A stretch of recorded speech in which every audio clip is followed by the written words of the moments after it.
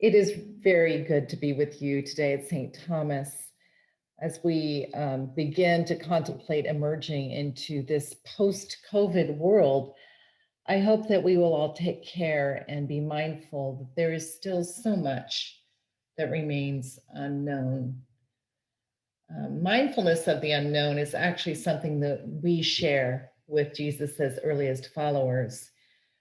Jesus's ministry throughout Galilee was spreading, according to the Gospel of Mark, much like a virus, although in a good way, I would say.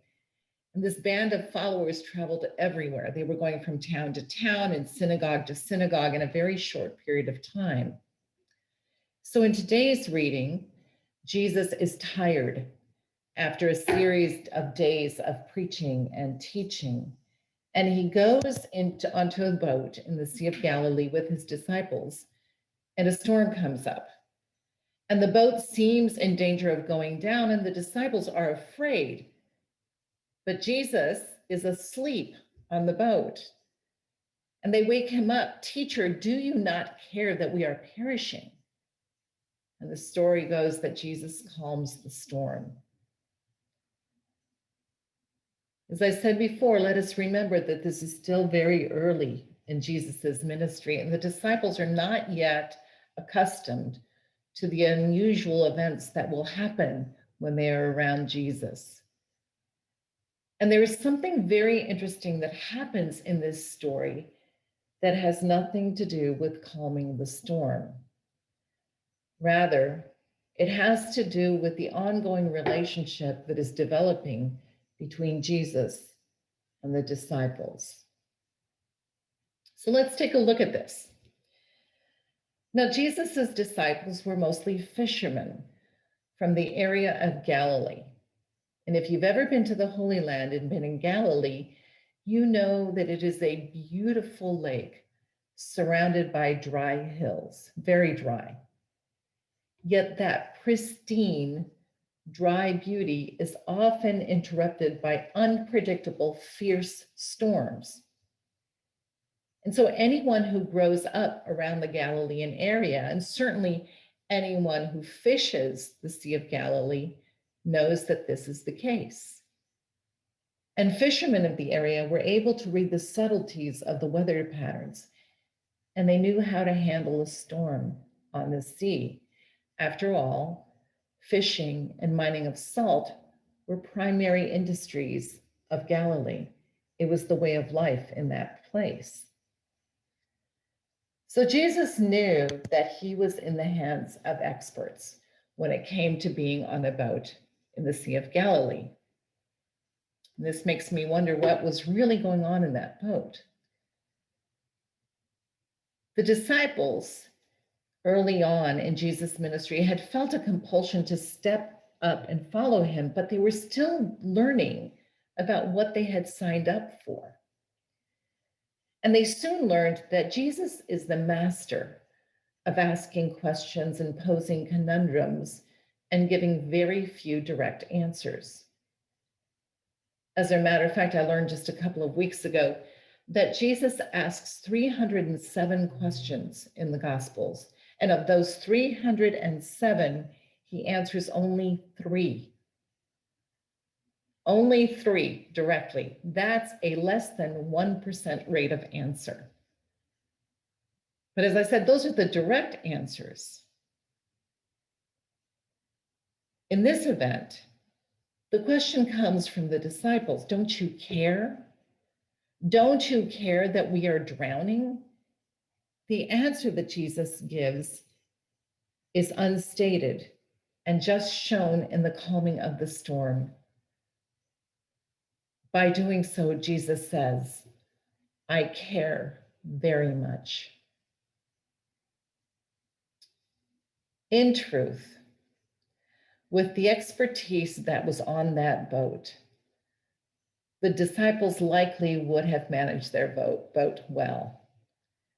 But this time, they needed to know that Jesus really got it, that Jesus understood their anxiety and their fear. There are times when I read this and I think that Jesus wasn't really asleep on the boat. He was just resting his eyes, waiting for them to express their need and be ready to be changed. When I think about this past year, I'm reminded of how incredibly capable and creative we've all been. We've tapped into gifts and we've taken risks. We adapted to what we needed to do during the pandemic. We developed expertise in new areas, and we've realized that we are capable of being church in wonderful ways with amazing new opportunities to engage. Yet this has also been a time of great anxiety and fear. And for some people, it has been a time of terror. And this anxiety has lasted for a long time. And Jesus has been with us in it, both in our fear and in our hope. Jesus didn't miraculously cure the pandemic overnight. He stayed with us in the stormy weather with a boat that has rocked wildly, and he has let us know that he is here. He is in the calm and he is in the storm. He's in the pandemic and he is in the cure. He continues to lean into our human experience with a display of unmeasurable love. When we look at history, the church has gone through times like this before, through pandemic and war, reform and decline, times when our boat sails peacefully along and we're almost lulled to sleep, and other times when we are rocking about, taking on water, beset by change and controversy.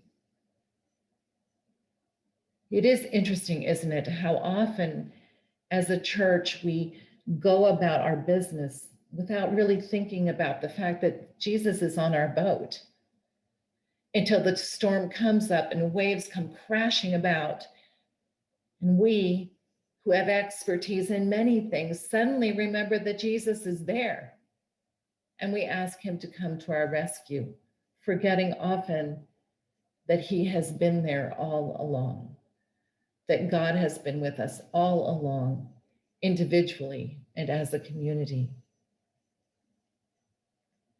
I think of the fact that the word used most often during Advent is the Hebrew word Emmanuel, meaning God with us.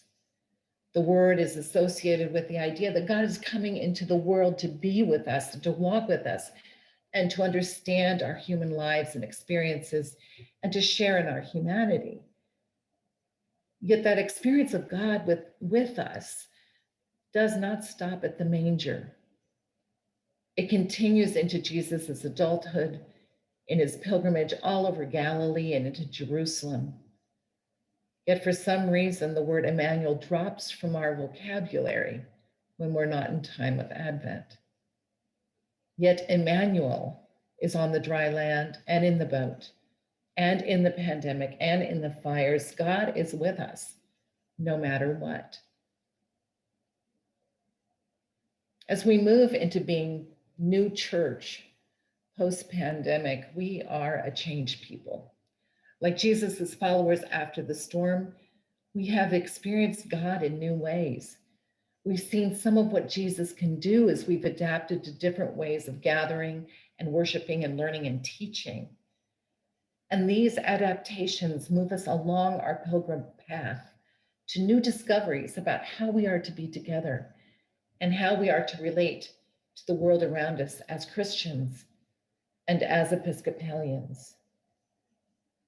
We didn't think that Emmanuel would be on a computer screen, yet here we are.